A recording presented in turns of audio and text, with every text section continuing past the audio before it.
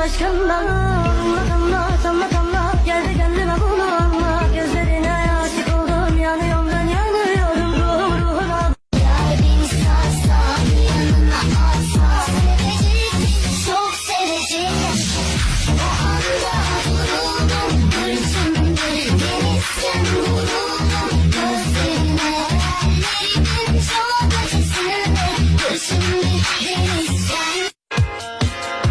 Karalar bağlıyorum, en yakın dostum şişelerin biri. Onlar sonu var tıpkı senin gibi. Benim kadar seni çeken olursa baştan cüret. Çaldığım yılları hibe ettim ben de. Hayat bu belli olur mu, pişman olur da dönersen.